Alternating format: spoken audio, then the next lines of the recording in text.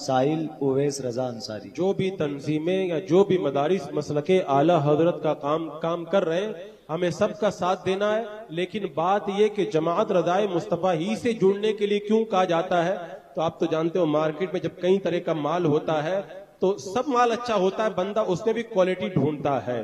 تو باقی ساری تنظیمیں غلامان اعلی حضرت نے قائم کی ہیں اور جماعت رضائے مصطفیٰ کو خود اعلی حضرت نے قائم کیا ہے. سبحان اللہ. تو یہ ہمارے امام کی قائم کی ہوئی تنظیم ہے. اگر کوئی میری تنظیم کا کام کرے تو میں اس سے خوش ہو جاتا ہوں. جو اعلی حضرت کی تنظیم کا کام کرے گا تو بلا شبہ اعلی حضرت اس سے خوش ہو جائیں گے. اور اللہ کا ولی جس سے راضی ہو جائے اس کا دنیا میں بھی بیڑا پار ہے اور آخرت میں بھی بیڑا پار ہے. اور دوسری بات یہ ہے کہ جماعت رضائے مصطفیٰ سے جڑنے کی تاکید اس لیے بھی کی جاتی ہے. ہم نے کئی اہل سنت کی تنظیموں کو دیکھا ہے، شروع میں ان لوگوں نے بڑا اچھا کام کیا، لیکن بعد میں کسی مجبوری کی وجہ سے یا کسی اور دنیاوی لالچ یا کسی بھی سبب سے وہ راستہ بدلنے لگ گئے اور انہوں نے کچھ ایسی باتیں اختیار کر لی مسلک اعلی حضرت جن کی اجازت نہیں دیتا ہے. الحمدللہ جماعت رضائے مصطفیٰ آج سے 100 سال پہلے جس طرح صراط مستقیم پہ قائم تھی، آج 100 سال کے بعد بھی اسی طریقے کے اوپر قائم ہے. اور لوگ جماعت رضائے مصطفیٰ کو یہ تانا دیتے ہیں کہ جماعت والے بڑی سختی کرتے ہیں، جماعت والے ماد اللہ فتنہ کرتے ہیں، یہ کرتے ہیں وہ کرتے ہیں، اور یہ سب باتیں کہہ کر کے جماعت سے توڑنے کی کوشش کی جاتی ہے.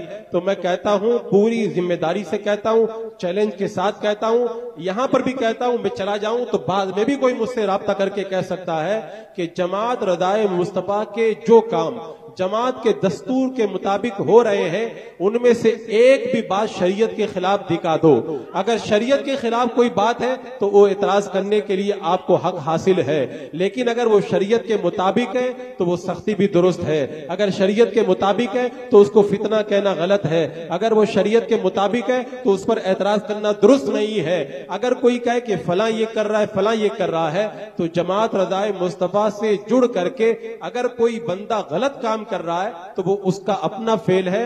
جماعت رضائے مصطفیٰ اس کی ذمہ دار نہیں ہے.